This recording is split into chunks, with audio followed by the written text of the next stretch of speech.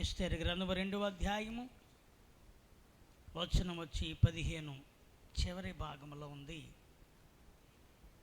ఏగ నిర్ణయించిన అలంకారముగాక ఆమె మరి ఏదియు చాలు. దేనికి స్తోత్రం. దేవుని సన్నిధిలో నేను ఎందుకు ఈ మాటను నేను ముందు పెడుతున్నానంటే, దేవుడు తన ప్రజలను ఇలా ఉండాలని కోరుకున్నాడు. ఆమె పరిశుద్ధులు ఎలా ఉండాలి, దాని నిమిత్తమై 1 పేతురు పత్రిక 3వ అధ్యాయం 3వ వచనంలో ఈ మాట ఉంటుంది. ఏమనంటే 1 పేతురు పత్రిక 3వ అధ్యాయము చదవండి.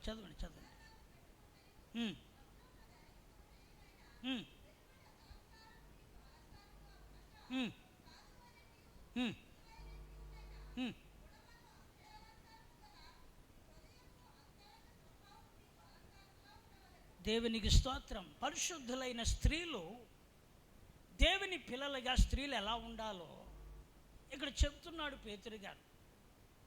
సంఘమా, మనమందరము రాబోతున్న పెండ్లి విందులో పెండ్లి కుమారుని ఎదుర్కోవడానికి మనం సిద్ధపడబోతున్న వధువు సంఘంగా ఉన్న మనము, ఇదిగో ఎస్తేరు రాజు అక్కడ కనబడుతూ ఉన్నాడు.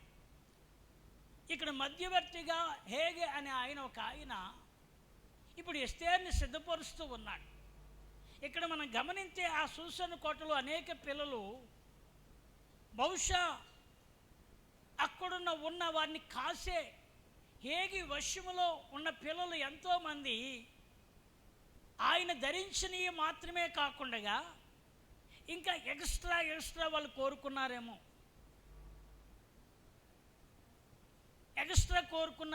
ఈరోజు కొంతమంది పరిశుద్ధులైన వాళ్ళే దేవుని సంఘానికి వెళ్ళే పిల్లలే కావచ్చు, కానీ రకరకాలైన అంగులతో అలంకరణలతో కనబడుతూ ఉన్నారు.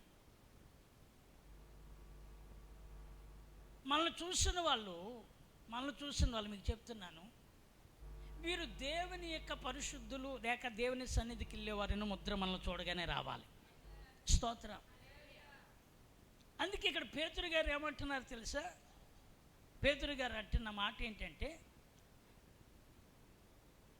జడలు అల్లుకొనుటయు, 2 బంగారు నగలు పెట్టుకొనుటయు, వస్త్రములు ధరించుకొనుటయు, వెలుపటి అలంకారం మీకు అలంకారముగా కాక అసలైన అలంకారం ఏంటి?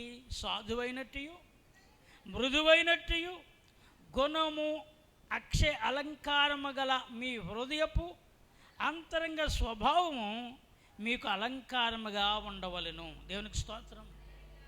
హలో, బంగారు నగలు, విలువైన వస్త్రాలు, లేకపోతే ఇవన్నీ ఆర్భాటాలు కాదు. పరిశుద్ధులు తగినట్టుగా మనం అలంకరించుకోవాలి. దేవునికి స్తోత్రం. ఎవరికి తగినట్టుగా? పరిశుద్ధులకు తగినట్టుగా. అంతకు మించి మనం ఏదైనా ఒకవేళ ఎక్కువైతే అది దేవుని నుండి వచ్చింది కాదు, అది సాతాను నుండి వచ్చిందంటే నువ్వు ఎవరినో చూసి నువ్వేం చేస్తున్నావు? ఎవరినో చూసి ఎవరిలాగో ఉండాలనుకోవడం నువ్వు చూస్తున్నావు, కానీ వాక్యం ఏం చెప్తుందో అలాగ ఉండడానికి నువ్వు తొలగిపోతున్నావేమో.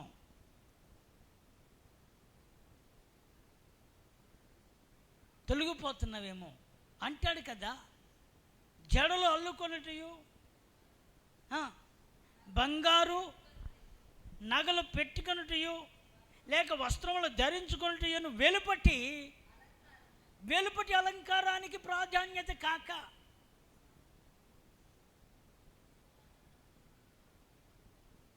వెలుపటి అలంకారానికి ఏం చేయకూడదట అంటే, నువ్వు వేసుకున్నావు కాదని లేదు, కానీ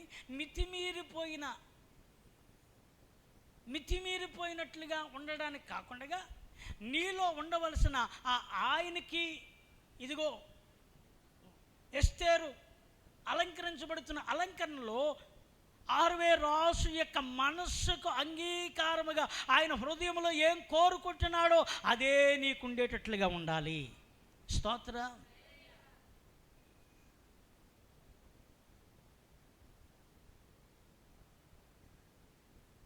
మనం ఎవరమి చెప్పాలి.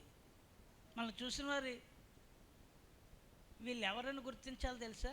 చూడగానే వీళ్ళు దేవుని కలిగిన వాళ్ళు ఏంటి? వాళ్ళ వస్త్రధారణ, వాళ్ళ మాట, వాళ్ళ యొక్క పద్ధతి, వాళ్ళు మాట్లాడే మాట, వారు నడిచే క్రమము, వారి వస్త్రాలలో ఉన్న ఆ భద్రత, అతిగా మించిన అలంకరణ కాకుండా పవిత్రంగా పరిశుద్ధంగా, ఏమండి మరీ ఎక్కువగా లోకమంతా మనలోకి వచ్చేసినట్లుగా కొంతమంది కనబడుతూ ఉంటారు. దేవుని పిల్లలకు ఉండవలసిన ఆ పవిత్రత మనలో కనబడాలి. స్తోత్రం. నీ గుణము కనబడాలంటాడు. ఏం కనబడాలి? నీ గుణం ఉండాలి. ఇంకా మనం చూస్తే 2వ అధ్యాయం అదే 12వ వచనం కూడా చదవండి.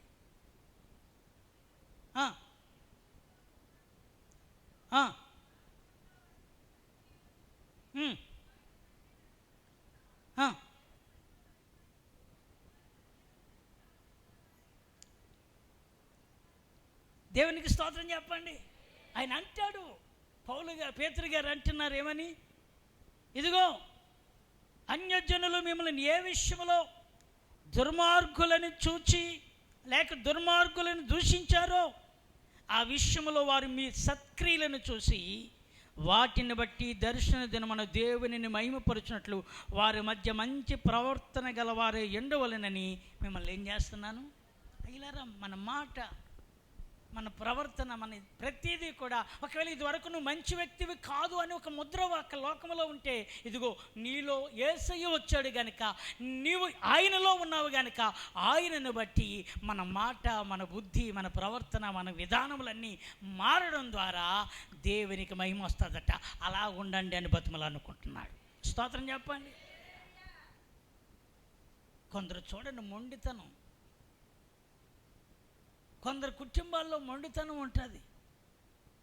భర్తకు నచ్చినట్లుగా కొందరు ఉండరు, భార్యకి నచ్చినట్లుగా ఉండరు, కుటుంబంలో పద్ధతులుగా ఆ కుటుంబానికి తగినట్టుగా వారు నడవరు. రకరకాలైన పరిస్థితులు గుండా నేటి సమాజంలో యవన బిడలే కావచ్చు, కుటుంబ పరిస్థితులే కావచ్చు, సాతానుడు లోపరుచుకుని సాతానుడికి ప్రజలు ఏమైపోతున్నారంటే వాడు వేసే ఆ గురుడితనానికి అందరూ కూడా వాడి వశమైపోతున్నారు. భక్తి కలిగిన ఉన్న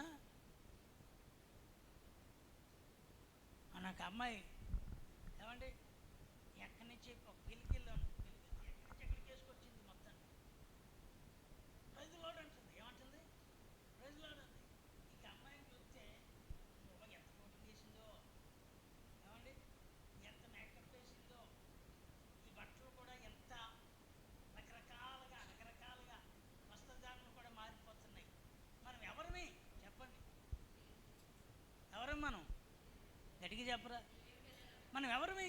మనం చూసిన వాళ్ళు ఏమనుకోవాలో తెలుసా? వీళ్ళ సత్ప్రవర్తనను బట్టి దేవునిని మహిమపరచాలి. దేవునికి స్తోత్రం. ఇంకొక మాట కూడా చెప్పనా? అదే 3వ అధ్యాయం 5వ వచనం చదవండి. ఇప్పుడు అదే 3వ అధ్యాయం 5వ వచనం చదవండి.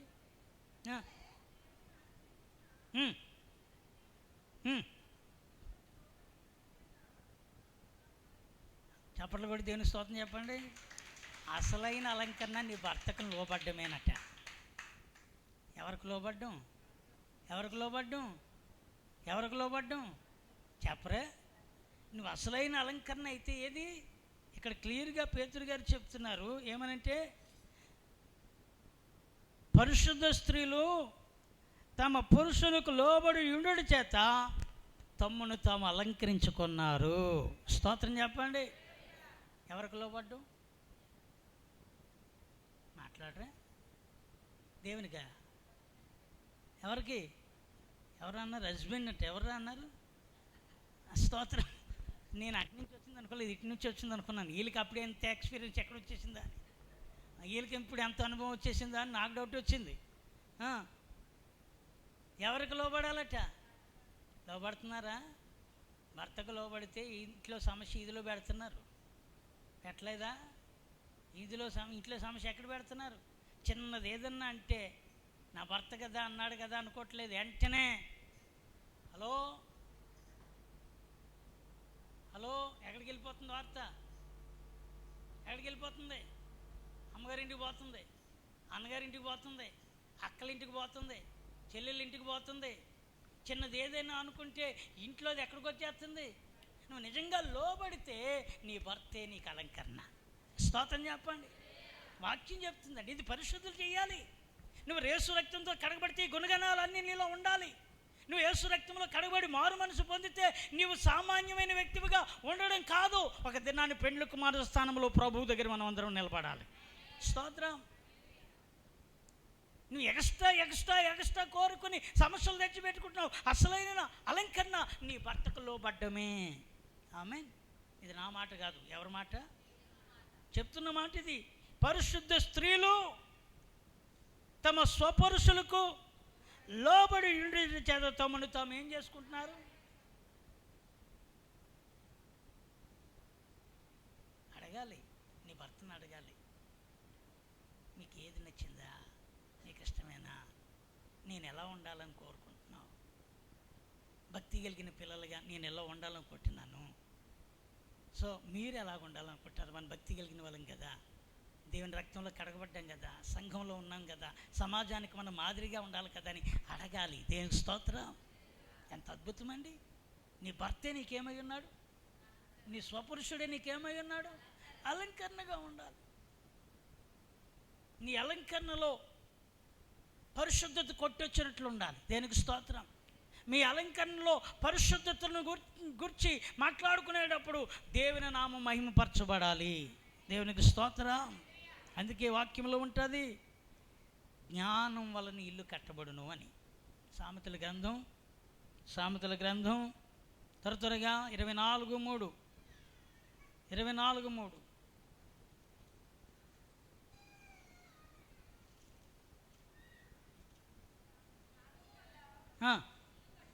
జ్ఞానం వల్ల ఏం చేయబడుతుంది? చాలు. దేవునికి స్తోత్రం. వివేచన వలన అంటే సంఘములో ఉన్న పిల్లలకి, మన కుటుంబంలో ఉన్న సహోదరులకి చెప్తున్నాను, నీ జ్ఞానం వల్లే నీ ఇల్లు కట్టబడుతుంది. స్తోత్రం. ఏం కట్టబడుతుంది అబ్బాయి? జ్ఞానం వల్ల ఏం కట్టబడుతుంది? ఇల్లు అంటే మనం కట్టుకున్నది కాదు, నీ కుటుంబం అవమానపరచకుండా ఉండే ఇల్లు. అర్థమైందా?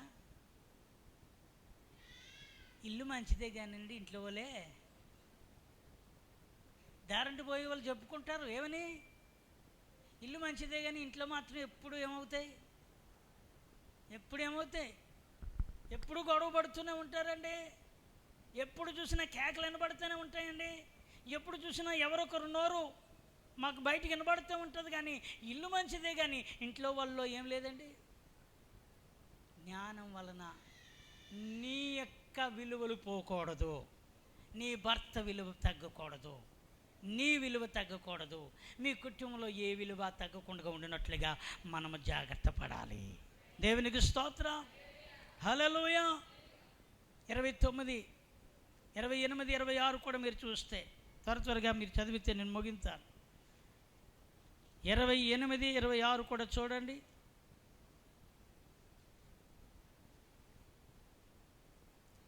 28, 26.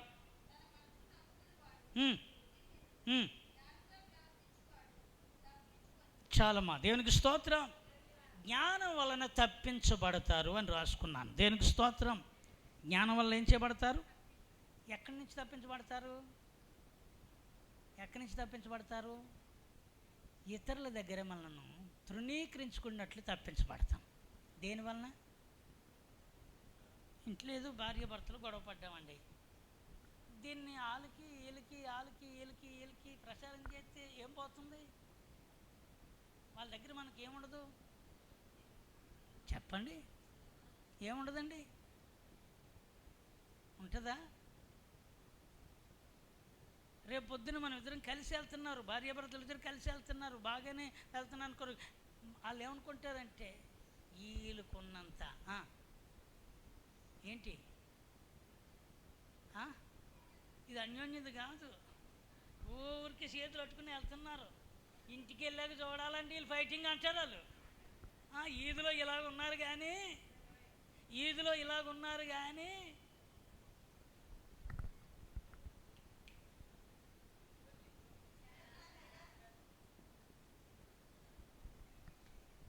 ఏమండి ఇది ఎక్కడా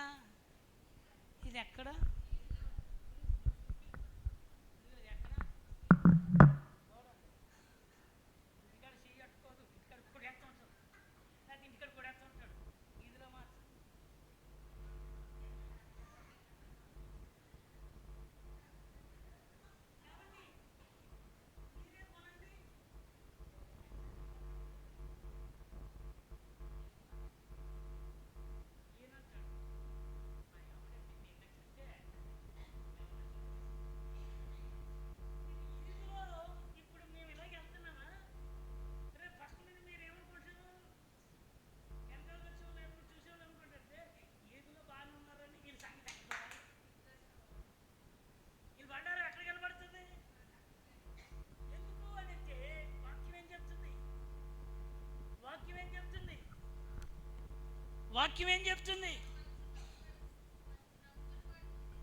జ్ఞానముగా ప్రవర్తించువాడు తప్పించుకొనును. స్తోత్రం చెప్పండి. ఎక్కడి నుండి? ఎదుటి వారి చులకన మాటల నుండి, ఎదుటి వారి నిన్ను ఏలెత్తి చూపించకుండగా, ఎదుటి వారి మధ్య నీకు అవమానము కలగకుండగా, ఎదుటి వారి మధ్య నీ కుటుంబానికి ఎలాంటి విధమైన, నీ మట్టికే కాదు అది నీ పిల్లల మీద కూడా ప్రభావం చూపుతూ ఉంటుంది. అందుకని జ్ఞానం వలన జ్ఞానముగా ప్రవర్తించేవాడు ఏం చేస్తాడు? దేవునికి స్తోత్రం. ఎస్తేరు హేగి వశంలో ఎందుకుంది? హేగి అలంకరణలో ఎందుకు నిలబడిందంటే ఆమె ఎగస్ట్రాలకు పోతే అవమానపరచబడుతుంది, నిందింపబడుతుంది, రాజుకు అవమానం తెస్తుంది. ఆ సూసన కోటలో ఏమాత్రము కూడా ఆమెకు విలువ లేదు. అందుకనే ఆమె ఆయన ఏదైతే అలంకరించాడో ఆ అలంకరణలో నిలబడ్డది. దేనికి స్తోత్రం. 29 చదివారా? 29 అన్నప్పుడు చదివింది. 28 చదివారా? 29:8 కూడా చదవండి. 8 జ్ఞానులు కోపమును చల్లార్చెదరు. స్తోత్రం చెప్పండి. జ్ఞానులు ఏం చల్లారుతారు? అర్థమైందా? ఏం చల్లారుతుందంట? ఏదైనా కొంచెం సమస్య వస్తే మౌనంగా ఏమవుతుంది? నువ్వు రిఫ్లెక్షన్ ఎదట్టగా వెంటనే రియాక్షన్తో కూడా మాట ఇచ్చేసావు అనుకో, అక్కడ ఏం పెరుగుతుంది? అది పెరగకుండా ఉండాలంటే మనకి ఏముండాలి? అక్కలారా ఏముండాలి? అన్నలారా ఏముండాలి? భార్య అయినా భర్త అయినా ఏముండాలి? జ్ఞానం ఉండాలి. చేసిన తప్పులు పొరపాట్లు, ఒకవేళ పొరపాటు అన్నప్పుడు దాన్ని పదేగా దానికోసం ఎక్కువగా దాన్ని ఆలోచిస్తే ఇక అక్కడ జ్ఞానమే ఉంది. ఉన్నాకాడికి ఈదులో పడ్డం, అందరి మధ్యలో చులకనవడం, అందరి దృష్టిలో కూడా మనం నవ్వులు పాలవడం తప్ప వాక్యం ఏం చెప్తుందంటే జ్ఞానం కోపమని ఏం చేస్తారట? దేవునికి స్తోత్రం. జ్ఞానం ఏం చల్లారుస్తుంది? కోపమును చల్లారుస్తుందండి. దావీదు కోపాన్ని చల్లార్చింది అబీగైలు. దేనికి స్తోత్రం చెప్పండి. చల్లార్చిందా? చెప్పరే. ఎలా చల్లార్చింది అన్నావు కదా, ఎలా చల్లార్చింది చెప్పు. పర్వాలేదు చెప్పాలి. ఎలా చల్లార్చింది? దావీదు అప్పటికే కత్తెట్టుకుని సైన్యాన్ని సిద్ధపరుచుకుని రేపు ఈ టయానికి నాబాల్ అనేవాడు ఉండకుండా చంపేద్దాం పదండి అన్నాడు. నాబాల్ అనేవాడు రేపు ఈ టయానికి ఉండకుండా యెహోవా నా చేతిలో నుండి వాడిని తప్పించుకుంటున్నగాక, వాడు నిశ్చయముగా నా చేతికి కడ్డానికాడు హతుడైపోతాడని దావీదు రోషం కలిగి, పౌరుషం కలిగి, ఉద్రేకం కలిగి, ఉక్రోషం కలిగి వస్తుంటే వెంటనే అబీగైలు ఆ సమాచారాన్ని విని భోజనాన్ని సిద్ధపరిచి, అదిగో చక్కని ఏమండి మాంసాన్ని సిద్ధపరుచుకొని, రొట్టెలను సిద్ధపరుచుకొని, అడలను అంజూరపడలను సిద్ధపరుచుకొని తనను ఎదురుకాసి వెళ్ళి, రాజా చిరంజీవగునుగాక, నీ దేవుడు నిన్ను ఇలాంటి విధమైన మూర్ఖుని యొక్క చేతిలో అపరాధుడిగా నిన్ను పడగొట్టుకున్నట్లుగా దేవుడు నిన్ను ఆపి నీకు మేలు చెయ్యనుగాక అనేటట్లుగా మనము 2వ సమూయేలు గ్రంథంలో చూస్తాం. దేవునికి స్తోత్రం కలుగును గాక. హల్లెలూయా. చూద్దామా? మొదట చూడండి వాక్య భాగములో ఆ మాట చదివి నేను ముగిస్తాను.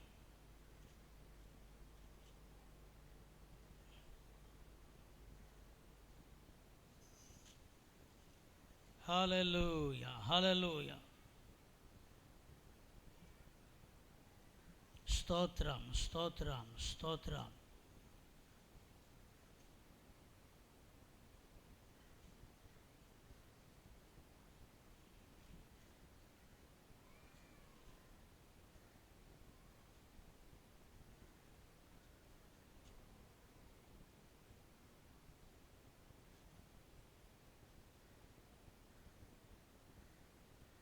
వారు కర్మేలులో ఉండగా ఏది పోగొట్టుకోలేదని ఉంటుంది. దేనికి స్తోత్రం.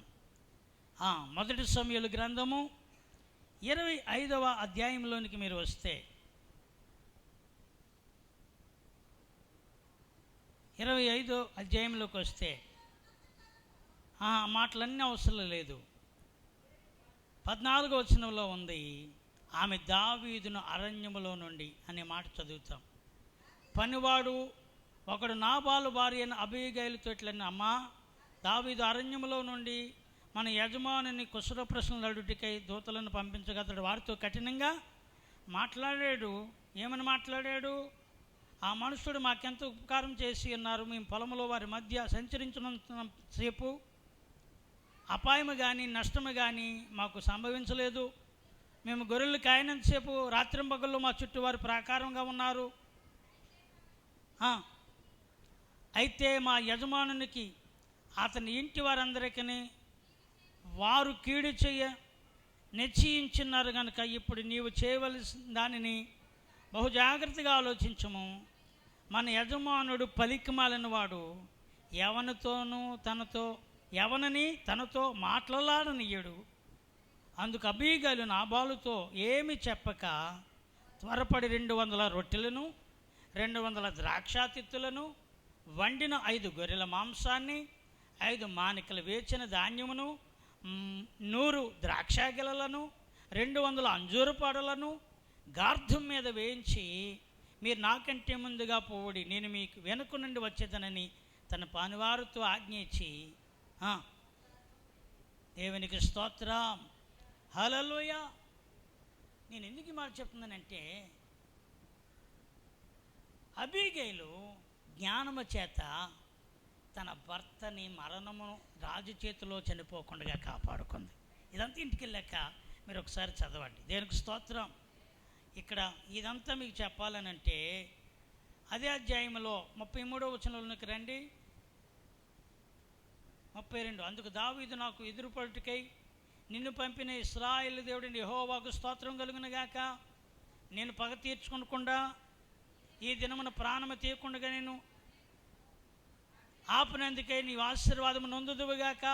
నువ్వు చూపిన బుద్ధి విషయమై నీవు ఆశీర్వాదము కలుగునుగాక. నువ్వు త్వరపడి నన్ను ఎదుర్కొనకపోయిన ఎడలా, ఏమండి, హాని చేయకుండా నన్ను ఆటంకపరిచిన ఇశ్రాయేలు దేవుని యెహోవా జీవముతోడు తెల్లవారులోగా నాబాలును మగవాడు ఒకడు విడవబడి నన్ను మాట నిశ్చయమని చెప్పి తన యొద్దకు ఆమె తెచ్చిన వాటిని ఆమె చేత తీసుకుని, నీ మాటలు నేను ఆలకించి నీ మనం అంగీకరించి తిని సమాధానంగా ఇంటికి పొమ్మని ఆమెతో చెప్పాను. దేవునికి స్తోత్రం. ఇది యాక్షన్, ఇది చాలా విశేషంగా చెప్పాలి, కానీ ఆ టైము కొదువైంది. దేవునికి స్తోత్రం కలిగిన ఆమె నాబాలుకి గొర్రెలు ఉన్నాయి. వినండి. ఒక పర్వతంపై అక్కడ వాళ్ళందరూ కూడా ఆ గొర్రెలను పశువులను మేపుతుంటే అప్పటికే దావీదు సైన్యము, దావీదు ఆ స్థలములో వారికి ప్రొటెక్షన్ ఇచ్చారు. దేనికి స్తోత్రం. ఏమిచ్చారు? సైన్యం అంతా కాపాడింది. ఏ మృగాలకి, ఏ క్రూర జంతువులకి ఆ గొర్రెల్లో కానీ పశువుల్లో కానీ అతను ఉన్న దాంట్లో ఏది పోకుండా వాళ్ళందరూ కాపాడారు. అక్కడ క్షేమంగా ఉన్నాయి, తిరిగి వచ్చాయి. ఒకరోజు దావీదు తన సైనికులతో చెప్పాడు, మనం ఒకరోజు అతనికి ఉపకారం చేశాము, ఒక్కసారి వెళ్ళి మనకు ఆహారం కొంచెం కావాలని అతనికి సహాయం కోరండి, అతని దగ్గరికి పంపండి అని చెప్పి ఒకరిని పంపితే నాబాలు వీళ్ళు చెప్పిన మాట వినలేదట. మూర్ఖంగా మాట్లాడి దావీదు ఎవడో నాకు తెలియదు, అసలు ఆడెవడో నన్ను అడగడానికి, నేనెందుకు ఇవ్వాలి, నా యొక్క గొర్రెల్లోను నా పశువుల్లోను నేనెందుకు ఇవ్వాలని మూర్ఖంగా జవాబు ఇచ్చేశాడు. ఇప్పుడు సైనికుడు వెళ్ళిపోయాడు. ఇతని మాటలు అబీగైలు పనివాడు ఒకడు వింటున్నాడు. హల్లెలూయా. దావీదుతో వెళ్ళి వాళ్ళు చెప్పారు, ఏమని, అయ్యా మీరంటే ఎవడో తెలియదన్నాడు, మనం ఎంతగా రాత్రింబగల్లో కాపాడాం, ఎంతగా వాళ్ళకి ఉపకారం చేసాం, ఇవన్నీ చేస్తే వాడు మరిచిపోవడమే కాకుండా మనల్ని తిరిగి దూషించి చాలా క్రూరంగా మాట్లాడాడు అని దావీదుతో చెప్తే, దావీదు ఇప్పుడు జనాన్ని సిద్ధపరచుకొని కత్తి తట్టుకుని ఏం చేస్తున్నాడు ఇప్పుడు. ఈ మాట పనివాడు అబీగైలుతో చెప్పాడు, నీ భర్త ఇలాంటి మాట్లాడాడు, వాళ్ళు ఎంతో సహాయం చేశారు, మనం ఎంతగానో వాళ్ళ ద్వారా మేలు పొందుకున్నాం, ఇప్పుడు వాళ్ళకి ఆహారం అడిగితే చాలా కఠినంగా మాట్లాడి పంపించేశాడు అమ్మ మనబోదడికి. వెంటనే ఈమె ఆహారాన్ని సిద్ధపరచుకుంది, గొర్రెల మాంసాన్ని సిద్ధపరిచింది, ద్రాక్షలను సిద్ధపరిచింది, అంజూరాన్ని సిద్ధపరిచింది. ఇవన్నీ సిద్ధపరచుకుని దావీదుని ఎదుర్కొంది. దేనికి స్తోత్రం. అందుకే మీకు చదివించిన 3 మాటల్లో ఏమనుంది, నేను పగ తీర్చుకొనకుండగా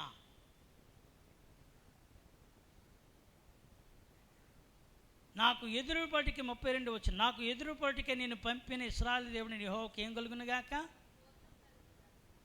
నేను పగ తీర్చుకొనకుండగా ఈ దినము ప్రాణము తీయకుండగా నన్ను ఆపునందుకై నీవు ఆశీర్వాదం నొందుదువుగాక, నీవు చూపిన విబుద్ధి విషయమై నీకు ఆశీర్వాదము. దేవునికి స్తోత్రం. జ్ఞానం అండి. దేంతోని చెప్పండి. ఆమెకి ఏముంది, అబీగైలుకి ఏముంది, జ్ఞానం. జ్ఞానం చొప్పున ఎక్కడ ఎలాంటి రక్తపాతం కలగకుండగా, తన ఇంటికి కీడు రాకుండగా, తన భర్తకు ప్రమాదం లేకుండగా, రాజు చేతిలో పడకుండగా తెలివిగా వివేకముతో ముందుగానే అన్నీ సిద్ధపరచుకుని రాజుని ఎదుర్కొంది. స్తోత్రం. చిన్నదొత్తే చాలు, ఎక్కడ బీడేత్తను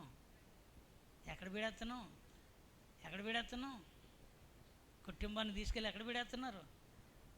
ఈరోజు చాలామంది పిల్లలు, యవన పిల్లలకి చెప్తున్నాను, కుటుంబ వ్యవస్థలో చెప్తున్నాను, చిన్నదొత్తే పొరుగులకో పక్కలకో అమ్మాలకో నాన్నలకో ఏళ్ళకో వాళ్ళకో చెప్పడం కాదు. నీకే సమస్య వచ్చినా ఒక ఆయన ఉన్నాడు, ఆయన దగ్గర పెట్టు. స్తోత్రం. ఎవరైనా ఎవరి దగ్గర పెడదాం.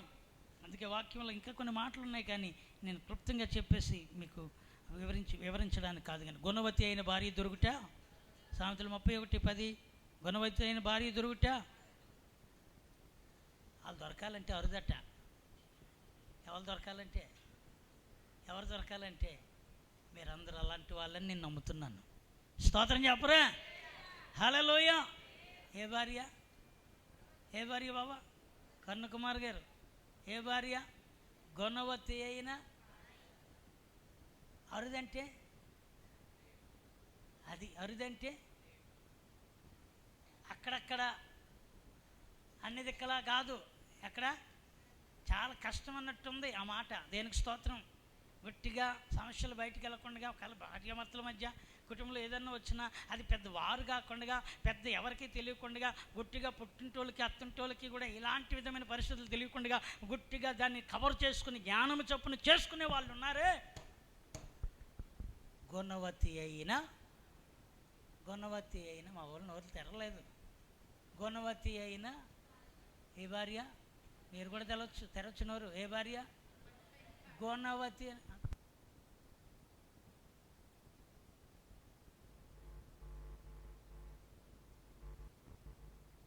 భార్య, గుణవతి అయిన భార్య. గుణవతి అయిన భార్య అందుకే అన్నాడు అరుదట. ఏంటి అరుదు. సంసారాన్ని సాగరంలో భార్యాభర్తలు ఇద్దరు పాత్ర ఉందిగా.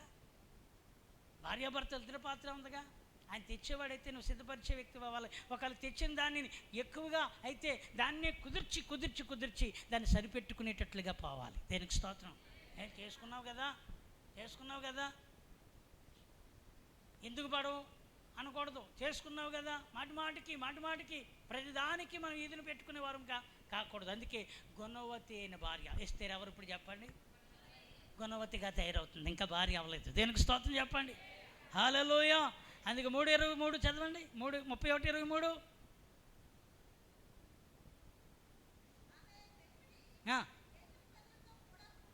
మీ ఆయన ఎక్కడ ఉండాలి?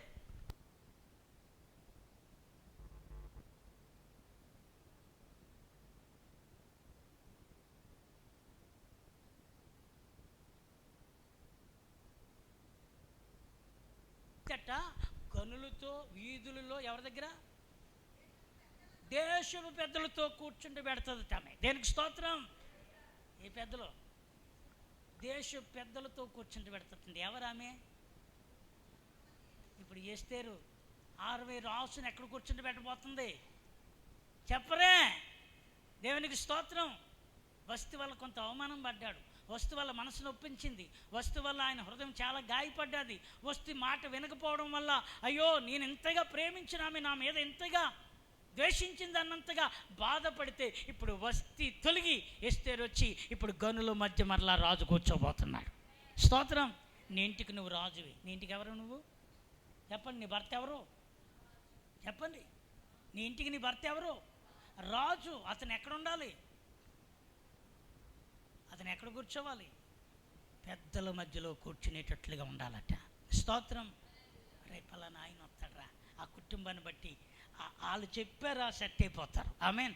ఆయన మాట్లాడా కరెక్ట్ చేసేస్తాడు. ఆయన చెప్పే ప్రతి మాట కూడా మామూలు మాట కాదురా. వాళ్ళు అనుభవించిన ప్రతి మాట, వాళ్ళ యొక్క ఆత్మీయ జీవితం కావచ్చు, వ్యక్తిగత జీవితం కావచ్చు, కుటుంబ జీవితం కావచ్చు, వాళ్ళ యొక్క భార్యాభర్తల సాంగత్యం కావచ్చు, వాళ్ళు చెప్పారంటే వీడు సెట్ అయిపోతాడు అన్నట్లుగా మనకు ఘనత రావాలి. దేవునికి స్తోత్రం చెప్పండి. హల్లెలూయా. వాక్యం అండి. అందుకే వివేకంతో దేవుని వాక్యమును పట్టుకోవాలి.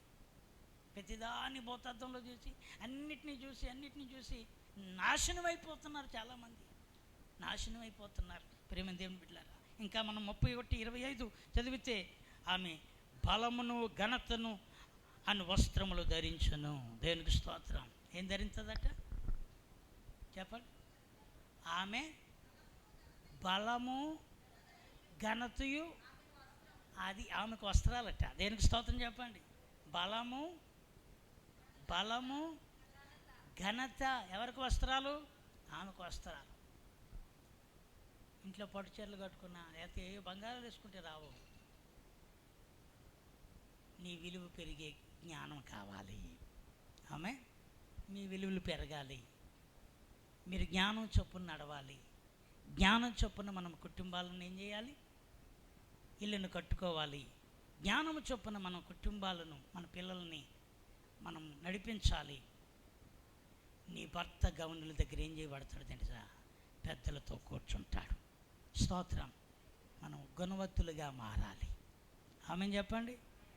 ఇప్పుడు చెప్పండి, నీ హృదయంలో ఏం అలంకరించుకోవాలి? నీ హృదయంలో ఏముండాలి? ఇప్పుడు స్వబుద్ధి. ఏ బుద్ధి? మంచి బుద్ధి. అక్షయ అలంకారము అన్నాడు. ఏ అలంకారము? నీ గుణమే నీకు అక్షయమైన అలంకారము. ఏంటి అలంకారం అంటే? సాధువైనట్టు, మృదువైనట్టు. ఇవి లోపట ఉంటాయట. ఎక్కడుంటాయి?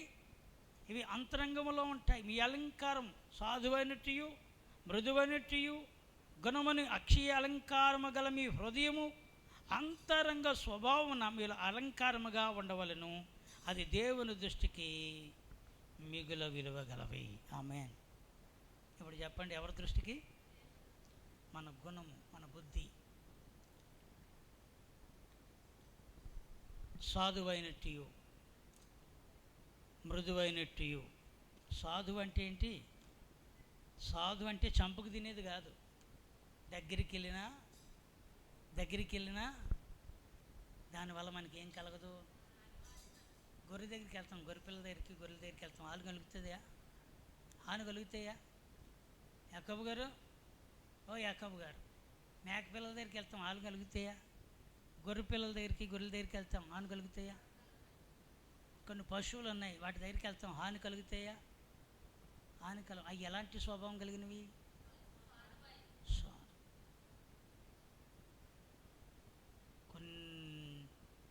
చాలా ఇంకెక్కువ చెప్పకూడదు. దేవునికి స్తోత్రం. అంటే ఎక్కువ చెప్పకూడదంటే చాలా విషయాలు ఉన్నాయి, కానీ సమయం లేదు కనుక కొంచెముగా వివేకముతో మన కుటుంబాలను నడిపించుకుందాం. దేవుడు మీకు ఇచ్చిన యజమానులకు మీరు లోబడి ఉండాలి. ఆమేన్. మీ భర్తలకు మీరు ఏమై ఉండాలి? లోబడి ఉండాలి. అదే అసలైన అలంకరణ. వారు దాటిపోయి వారిని వీధిని పెట్టి వారిని మీద కేకలేసి వారితో ఫైట్ చేస్తే ఇంట్లో సమాధానం ఉంటుందా? వాళ్ళతో మాటికి గొడవలు పెట్టుకుంటే సమాధానం ఉంటుందా?